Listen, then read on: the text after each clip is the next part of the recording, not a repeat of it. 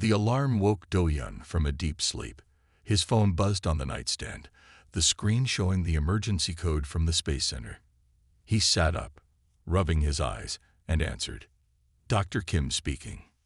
"Doctor, you need to come in right away," said the voice on the other end. The deep space array picked up something unusual. 30 minutes later, Do-Yun Kim stood in the control room of the Korean Space Administration. The large screens on the wall showed waves of data flowing in from the edge of the solar system. He pushed his glasses up and leaned closer to the display. "When did you first detect it?" he asked. 3 hours ago," said Director Han. "At first we thought it was just space noise, but then it repeated. The pattern is too regular to be natural." Do-Yun nodded. As head of the Xenobiology Department, he had spent years preparing for this moment. First contact. But something in the signal pattern worried him. "Have you informed other governments?" "Yes. The United Earth Defense Force is sending Captain Park." On cue, the doors slid open. Captain Ju Park walked in, her uniform crisp and her face serious. Do-Yun had worked with her before on theoretical alien threat assessments. "Dr. Kim," she said with a nod. "What are we looking at?" "I'm not sure yet. The signal contains biological markers, DNA-like sequences encoded in the transmission." Ju frowned. "Is that a threat?" "No," Do-Yun said. "I think it's a message. A way to show us they understand life." The team worked through the night. Computers analyzed the signals, breaking down the patterns. By morning, they had translated the first part of the message. "It's a warning," Do-Yun said, his voice heavy. The room fell silent as he read from the screen. "They call themselves the Elshire. They're running from something." Director Han stepped forward. "Running from what?" Do-Yun scrolled through the data. "Another species, the Yulkari Empire." He paused, reading further. "The Elshire say the Yulkari are conquerors who use biological weapons to take over planets. They engineer monsters, living weapons, designed to wipe out resistance." Juwoo's hand moved to the gun at her side. A reflex. "How much time do we have?" Do-Yun looked up, his face pale. 6 months, maybe less. The next day, the message was confirmed by space agencies around the world. 3 days later, telescopes spotted the Elshire ship, a small vessel hiding in the Kuiper Belt. By week's end, world leaders had gathered in emergency session. Do-Yun stood before the United Nations Security Council, Juwoo at his side. "The Elshire have shared information about the Yulkari weapons," he explained. "These aren't just animals. They're engineered killing machines, designed to adapt to any environment, any defense." A U.S. general leaned forward. "What about our nuclear options?" "The Elshire say the Yulkari have faced those before. Their bioweapons are radiation resistant." Juwoo spoke up. "Conventional weapons may slow them down, but we need something else. Something they won't expect." After the meeting, Do-Yun took Juwoo aside. "There's something I need to show you, a project I've been working on." In his lab beneath the Korean mountains, Do-Yun unlocked a heavy door. Inside, large enclosures housed several dogs, but not ordinary ones. They were bigger, their eyes more alert. One of them, a large Mastiff mix, approached the glass, watching them with intelligent eyes. "Meet Daeho," Do-Yun said. "And the Guardian program." Juwoo stared. "What are they?" "Earth's best chance," Do-Yun replied. "The Yulkari use force to create monsters, but we've taken a different path." He placed his hand on the glass, and Daeho put his paw against it. "We've nurtured guardians, enhanced canines with greater intelligence, strength, and abilities." "Will they be enough?" Juwoo asked, watching the animals move with unnatural grace. Do-Yun looked at the star map on the wall, showing the path of the approaching Yulkari fleet. "They'll have to be. We have 6 months to get ready." The world changed overnight.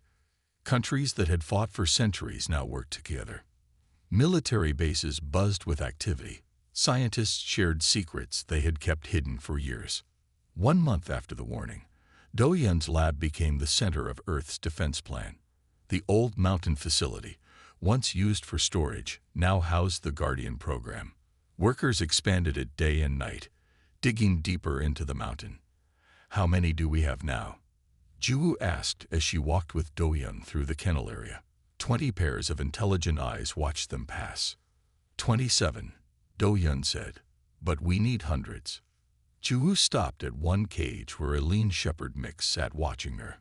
Unlike the others, this dog didn't bark or move around. It just studied her with calm, focused eyes. "This one seems different," Ju said.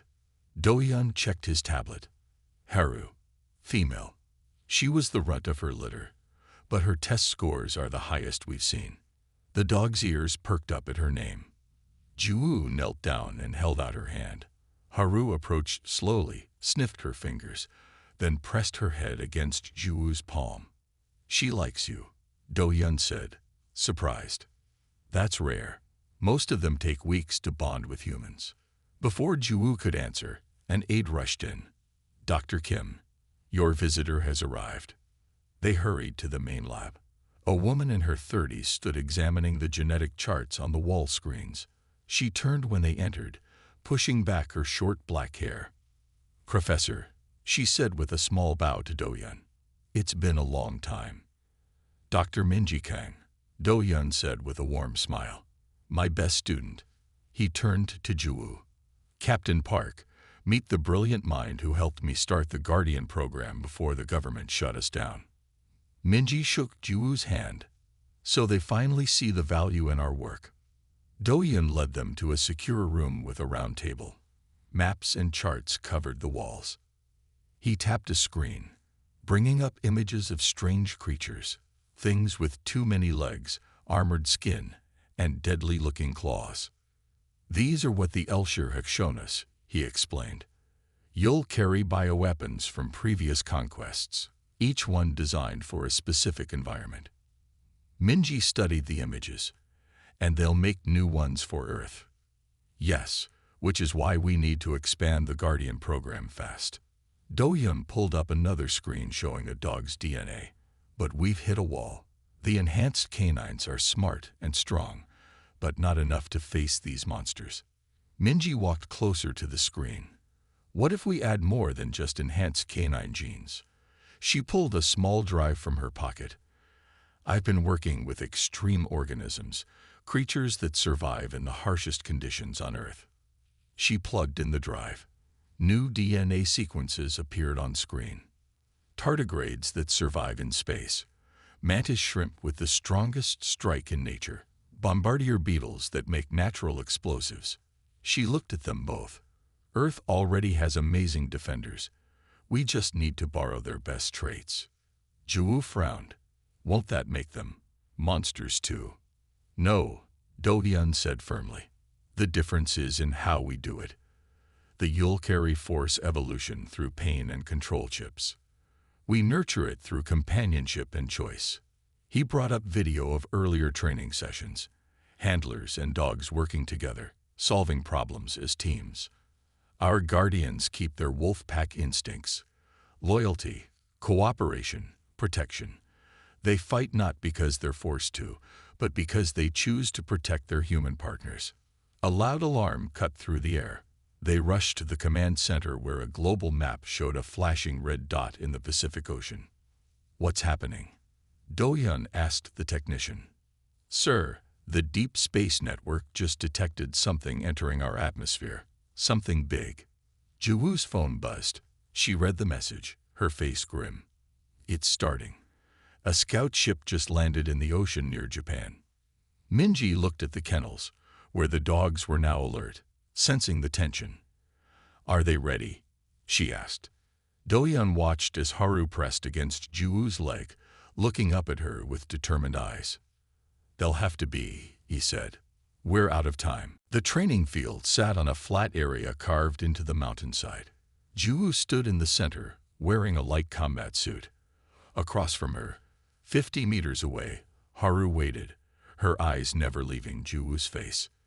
"Begin test," called out Minji from the observation deck. Juwoo gave a small nod. Immediately, Haru sprinted forward. At the same time, 5 training drones rose from hidden spots in the field. They shot soft rubber bullets toward Juwoo. Without a word or signal, Haru changed direction. She leaped at the first drone, knocking it down. Then she raced to the second, jumping impossibly high to catch it midair. The other 3 drones surrounded Juwoo. She ducked as one fired, then rolled to avoid another shot. But the third drone had a clear aim at her back. A blur of fur and muscle hit the drone from the side. Haru had somehow sensed the danger without seeing it. "Stop test," Minji called. She made notes on her tablet, then smiled. Perfect score. Later that day, Do-hyun watched through a window as Juwoo sat with Haru in the resting area. The woman stroked the dog's fur while talking softly to her.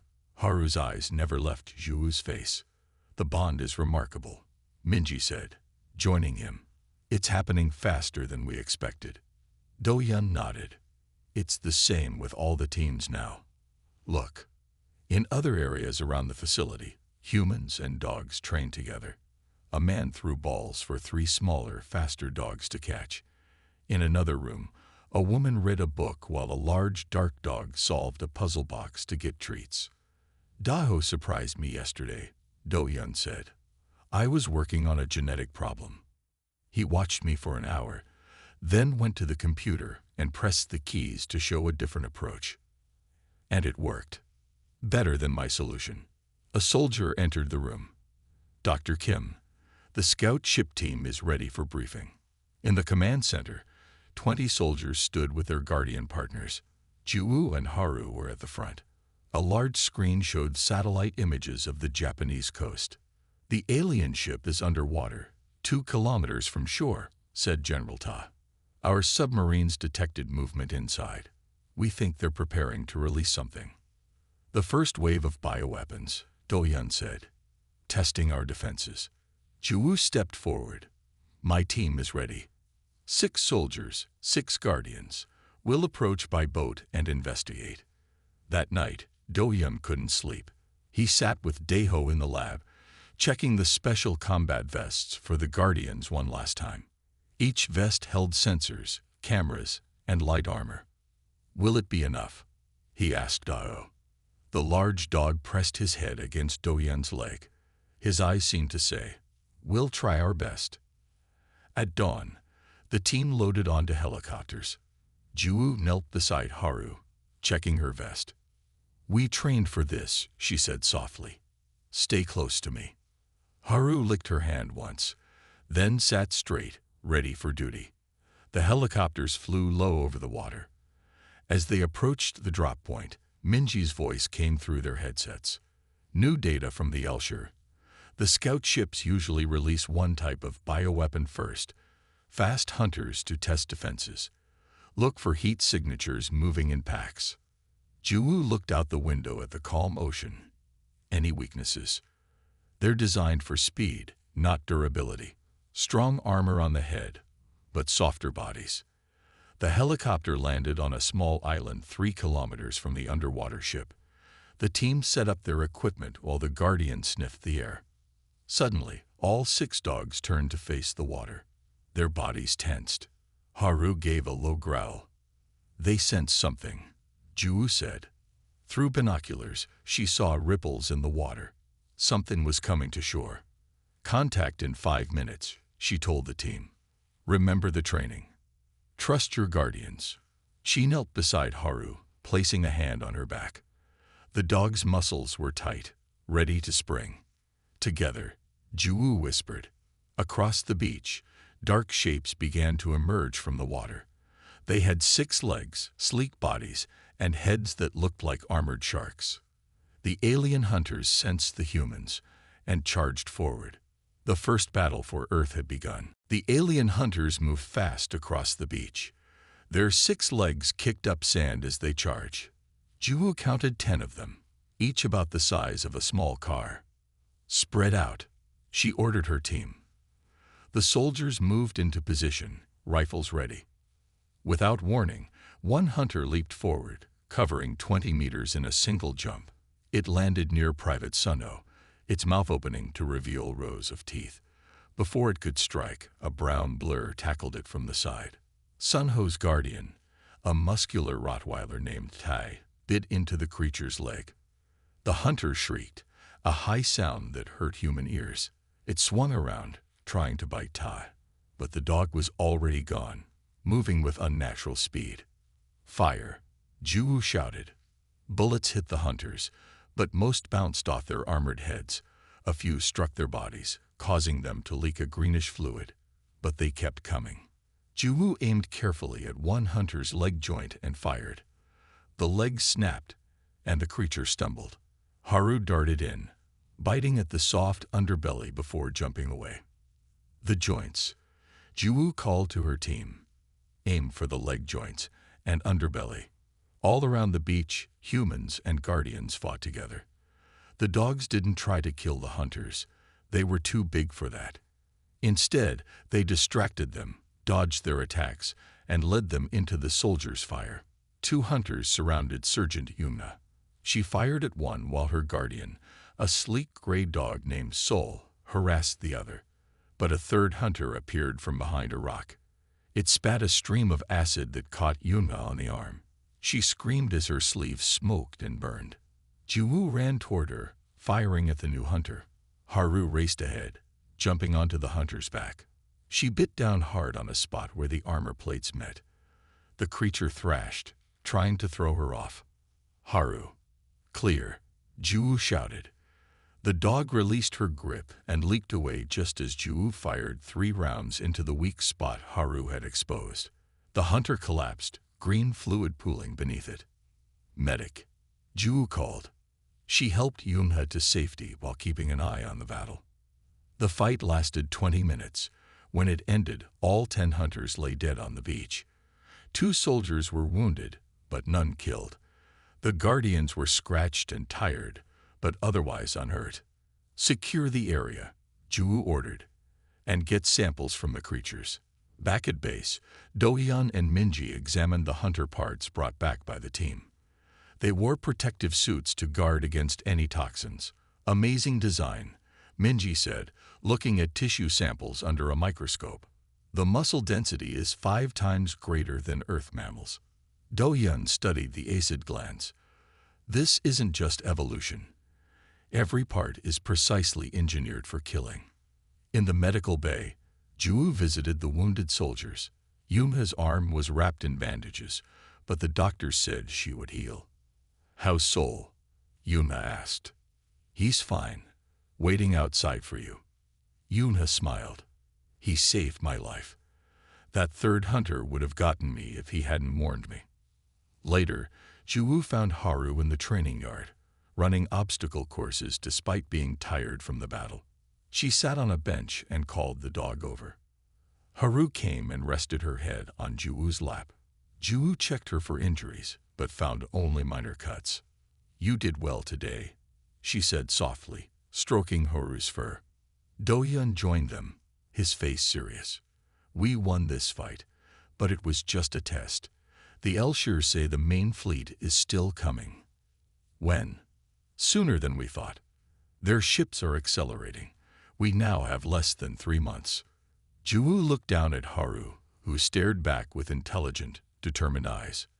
"Will the other Guardian teams be ready in time?" "They're training around the world now," Dohyun said. "But we need more." Ju thought about the hunters, how they fought without fear or hesitation. "The Yulkari will send worse next time." "Yes," Dohyun agreed, "but they don't understand what they're facing." He patted Haru gently. "Their monsters follow orders without question. Our guardians fight for something stronger. They fight for us." As if understanding his words, Haru pressed closer to Ju's side. Together, they watched the sun set over the mountains, knowing the real war was just beginning. The alarm woke everyone at the base at 3:14 a.m. Red lights flashed in the hallways as people rushed to the command center. Dohyun arrived to find General Ta looking at the main screen with a grim face. "They're here," the general said. "The main fleet just appeared near the moon." Dohyun stared at the screen. Dozens of large ships moved toward Earth, much sooner than expected. How long do we have? Hours, not days, said General Ta. They're dropping something into our atmosphere already. Minji burst into the room, her hair messy from sleep. The Elshire just sent a warning. The Yulkari always start with city attacks. They target large populations first. On the screen, small dots separated from the main ships. They fell toward Earth like deadly rain. Contact all Guardian teams, ordered General Ta. All units to defense positions. In Seoul, the first drop pod crashed into the Han River at dawn. More pods landed in parks and streets. They opened like flowers, releasing different kinds of monsters. Some were like the beach hunters but bigger.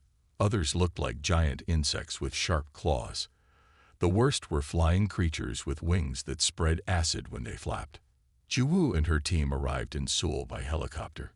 6 Guardian teams jumped out and spread across the city. Through her radio, Juwoo heard similar reports from Tokyo, Beijing, New York, and London. The attack was global. Central District is overrun, came a soldier's voice. Regular weapons barely slow them down. Juwoo led her team toward the river where the largest pod had landed. As they turned a corner, they saw 3 large creatures destroying a building. They had armored bodies like tanks and long arms that ended in drill-like claws. Diggers, said Juwoo, remembering the Elshire's warnings. They're looking for underground shelters. She signaled to her team. The soldiers spread out while the Guardians moved forward silently. On her signal, all 6 dogs attacked at once, each going for the same weak spot, the join between body and legs. The diggers roared and turned, but the Guardians were already gone, regrouping with their humans. The soldiers fired at the exposed spots. 2 diggers fell, but the third charged at Juwoo. Haru leaped in front, barking loudly to distract it. The digger swung its drill arm at the dog. Haru dodged with amazing speed, then bit the arm as it passed. Her teeth, now stronger than normal dog teeth, cracked the armor. The digger pulled back, green blood dripping from the wound. Now, Juwoo shouted. 3 soldiers fired at once, hitting the damaged spot. The digger collapsed. All over Seoul, similar battles raged. Some Guardian teams suffered losses, but they protected thousands of civilians. Regular army units struggled against the monsters, but where Guardians led the way, humans held their ground. High above Earth, on the Yulkari command ship, Supreme Geneticist Vextar watched the battles through viewing screens. Unlike other Yulkari, who had gray skin and 4 arms, Vextar had modified his own body with parts from conquered species. His lower body was like a centipede, and one arm ended in a crab-like claw. The humans resist better than expected, said his assistant. Vextar zoomed one screen closer, watching Haru and Juwoo fight together. What are these creatures fighting with the humans? He asked, his voice cold and curious. Local animals, but changed somehow. They show unusual intelligence and coordination. Vextar's eyes narrowed. Interesting. They've done their own engineering. He tapped a control with his claw. Find me one of these creatures, alive. Back on Earth, Do-hyun received emergency calls from Guardian bases worldwide. The Yulkari are targeting our facilities, he told Minji. They've figured out the Guardians are a threat. As if to prove his point, the mountain shook as something hit the ground outside. Alarms blared again. They found us, Minji said. Do-hyun grabbed the emergency case containing their research data. We need to evacuate. The Guardians need to be protected at all costs. As they rushed toward the exit, Do-hyun spoke into his radio. All teams, the enemy is tracking Guardian units. Change tactics. Split up and go mobile. The ground shook again as another bomb hit closer to the base. The war for Earth had entered a new phase. 2 weeks after the first attacks, the remaining Guardian teams gathered in an underground bunker beneath Busan. The city above them was partly destroyed, but still held by human forces. Do-hyun looked at the tired faces around him. They had lost many good people and Guardians. We can't win this way, he said. Every day they send more monsters. They learn from each battle and make new ones to counter our tactics. Juwu nodded. Her arm was in a sling from a recent fight. Beside her, Haru had a new scar across her flank. "What choice do we have?" asked General Ta. "We fight, or we die." Do-Yun pointed to the screen showing the Yulkari mothership orbiting Earth. "We need to stop them at the source." The Elshir told us all bioweapons are controlled from the main ship. If we can break that control, the creatures might stop fighting. "You want to attack their ship?" General Ta laughed without humor. "How? Our rockets can't reach it, and even if they could, their defenses are too strong." "We don't attack with rockets," Do-Yun said. "We send a small team." On their last raid, the Yulkari lost a shuttle. We captured it mostly intact. The room went quiet. Minji stepped forward. "The shuttle still works, and I studied their control systems. With the right virus, we could disable their bioweapon network." "It's a suicide mission," General Ta said. "I'll go," said Juwu. All eyes turned to her. "Haru, and I can move quietly. We've survived this long." "You'll need more help," Minji said. "I need to go too. I'm the only one who can create and upload the virus." Do-Yun took a deep breath. "I'll go as well. With Daho. His intelligence and problem-solving abilities will be useful on the ship." The next day, they prepared the captured shuttle. It was a strange, organic-looking craft with a shell like a giant beetle. Inside, the controls were designed for Yulkari hands, but Minji had figured out how to operate them. "The shuttle's outer skin still reads as Yulkari," she explained. "Their systems should let us dock without question." Just before sunset, the team said goodbye to their friends. 6 humans would go: Juwu, Do-Yun, Minji, and 3 soldiers. With them went 3 guardians: Haru, Daho, and a small, quick dog named Bit who could squeeze through tight spaces. The shuttle lifted off under cover of darkness. As they rose through the clouds, they saw the devastation below. Many cities burned. Monster packs roamed the countryside. "Stay low until the last moment," Minji told the pilot. "Then full speed up." When they left the atmosphere, the Earth looked peaceful from space. But the massive Yulkari ships hung above like giant predators. The mothership was the largest, shaped like a flattened star with 5 points. "Approaching docking area," whispered the pilot. "No challenges yet." Their shuttle moved toward a small opening on the underside of the mothership. Automatic systems guided them in, just as Minji had predicted. With a soft thud, they landed inside a vast hangar filled with similar shuttles. "Now comes the hard part," Juwu said. The team put on captured Yulkari armor, modified to fit human bodies. The helmets would hide their faces. The Guardians wore special suits that Minji had designed to make them look like small bioweapons. "Remember the plan," said Do-Yun. "Find the central lab, plant the virus, and get out. We have 6 hours before the shuttle's ID is checked in the system." They exited the shuttle, moving in formation like Yulkari soldiers with their bioweapons beside them. The hangar was busy, with real Yulkari moving about, but none looked closely at them. As they entered a main corridor, Daho suddenly tensed.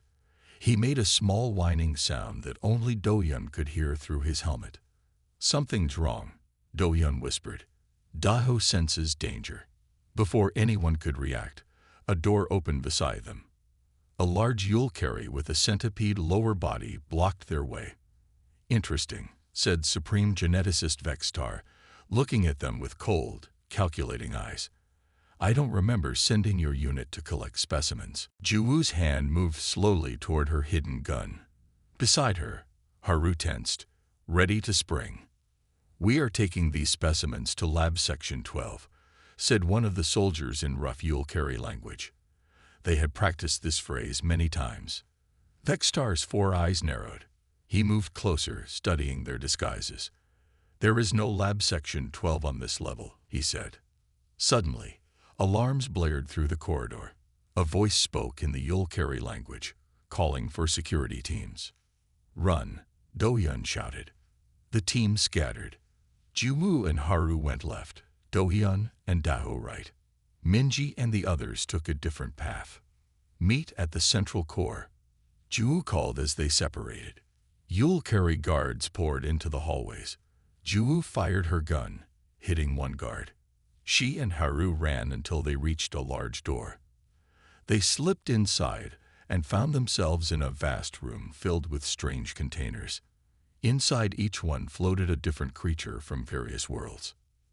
"It's a collection," Ju whispered. "They keep samples from every planet they conquer." Before they could move on, the door opened again. 4 guards entered, followed by Vextar himself. Haru growled softly. "Don't move, human," said Vextar. "Your disguise was clever, but not clever enough." Jumu raised her gun, but something struck her from behind. A guard had circled around. She fell to the floor, her vision blurry. Haru leaped at the guard, teeth bared, but another guard caught her in an energy net. "Careful with that one," Vextar said, pointing at Haru. "I want it intact for study." Meanwhile, Dohyun and Daho had found a maintenance tunnel. They crawled through narrow spaces, avoiding guards. Daho led the way, his enhanced senses detecting dangers ahead. "We need to find Minji," Dohyun said. "She has the virus." They emerged into a laboratory area. Glass walls showed rooms where Yule-carry scientists worked on new bioweapons. Daho suddenly stopped, his ears perked up. He scratched at a wall panel. Dohyun examined it and found a hidden switch. The panel slid open, revealing a small room filled with computer equipment. "This must connect to their network," he said. "Now we just need Minji's virus." In another part of the ship, Minji, Bit, and the 2 remaining soldiers hid in a storage room. "We're cut off from the others," said one soldier. "What now?" Minji pulled out a small device. "This contains the virus, but I need to reach the main control systems to upload it." She looked at Bit. "Can you find Dohyun and Daho?" The small dog seemed to understand. She sniffed at the air vents, then barked softly. "She can track them through the air system," Minji said. She removed a vent cover. "Go find them, Bit. Lead them to the central core." The little dog disappeared into the vent. Minji turned to the soldiers. "We'll create a distraction." In the collection room, Ju woke up strapped to a table.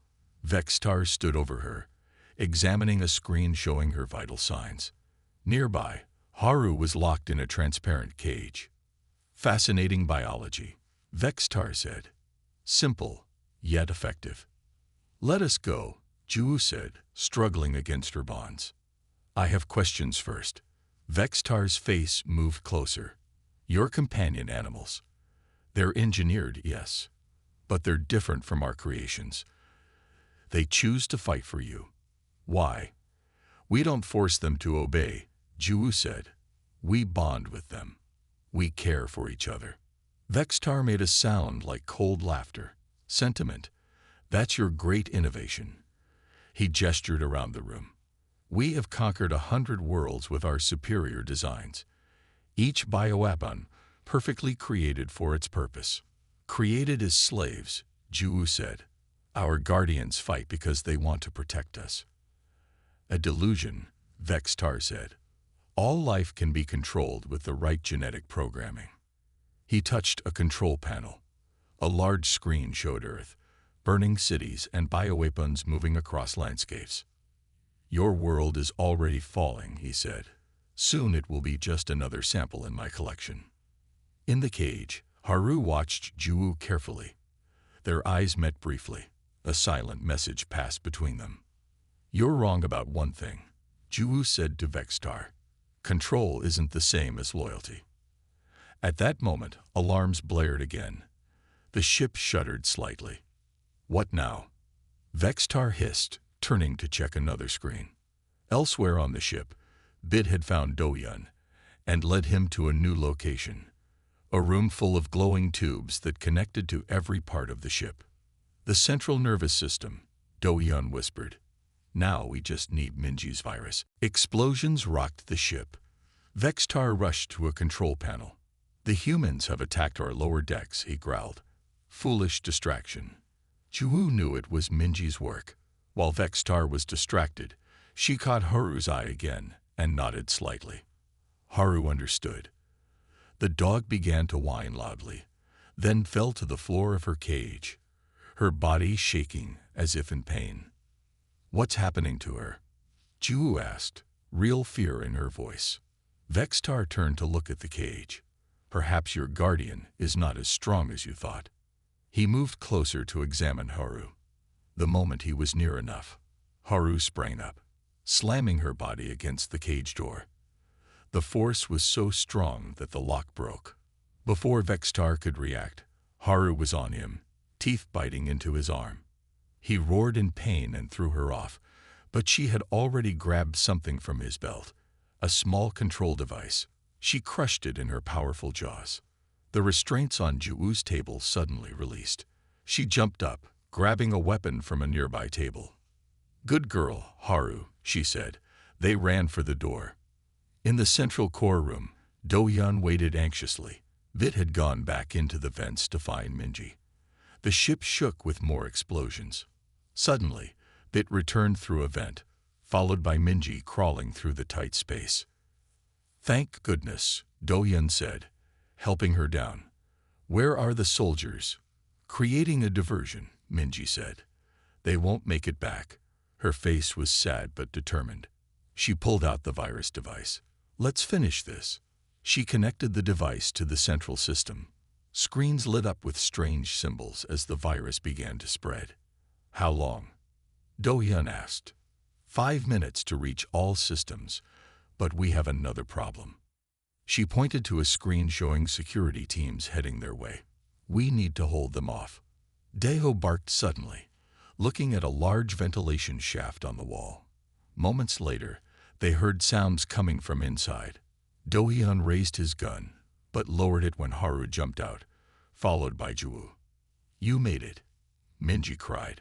Barely, Juwu said. Vextar is coming. He's furious. The virus continued to spread through the ship's systems.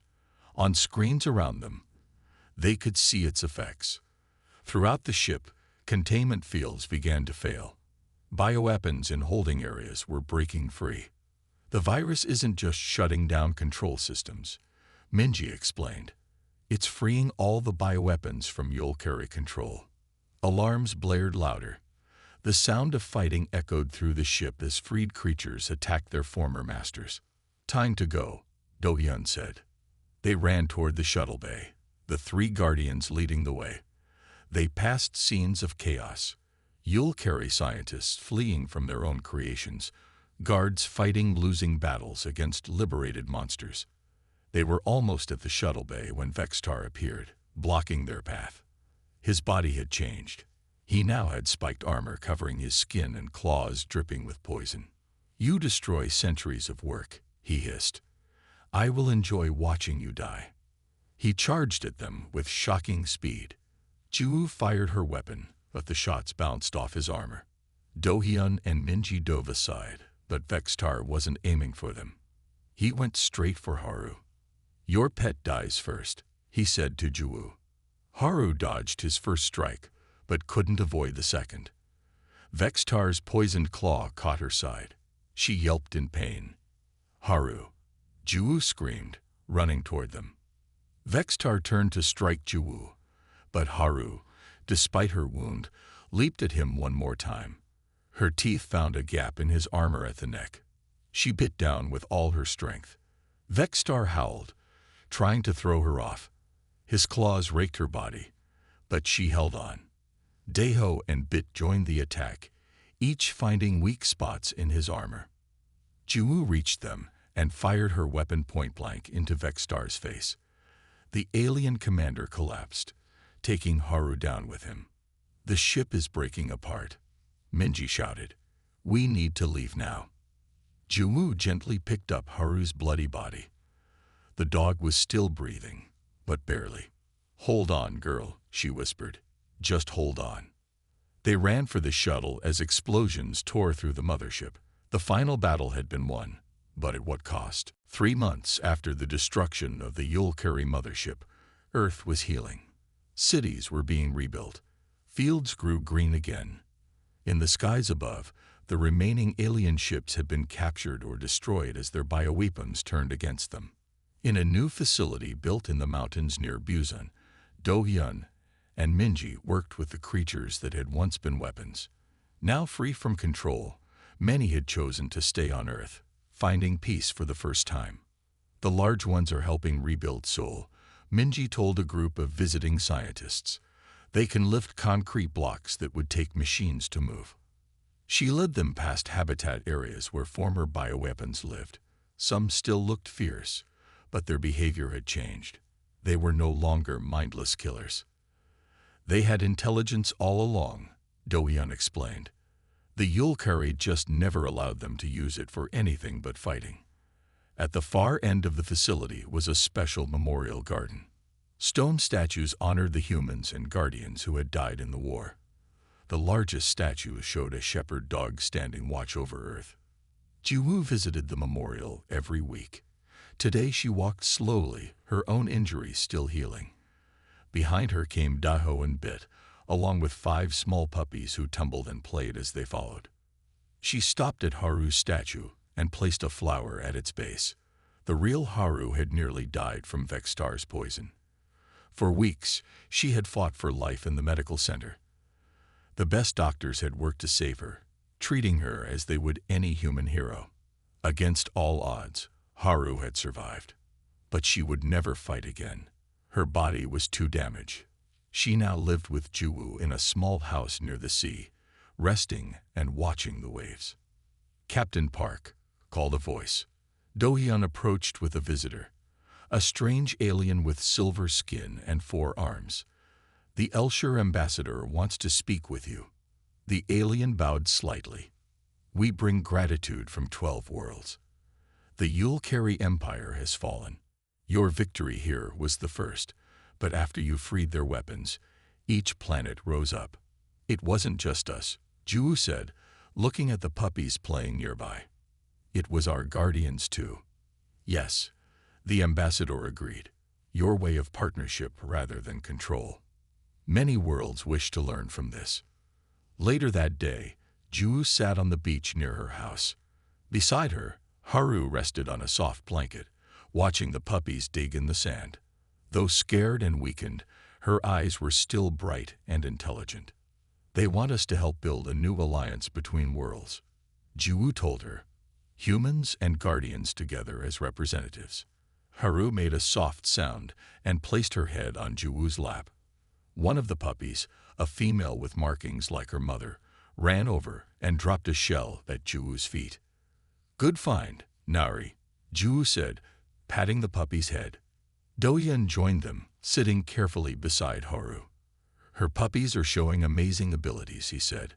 "Nari already has problem-solving skills beyond anything we've seen. And something more."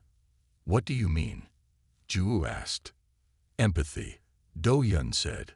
"The first-generation guardians were loyal and protective. But these puppies can sense emotions, understand feelings. It's as if each generation grows not just in strength but in heart."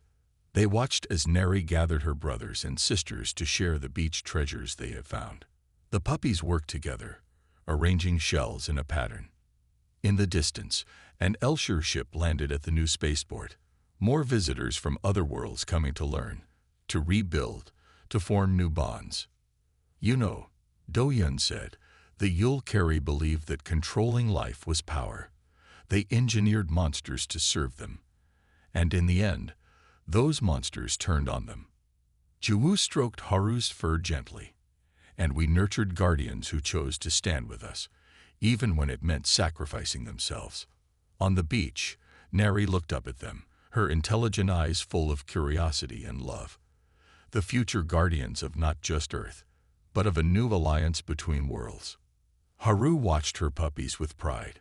She had fought so they could live in peace. Now they would carry on, not as weapons, but as bridges between species. "That made all the difference," Do-hyun said softly. "And it always will."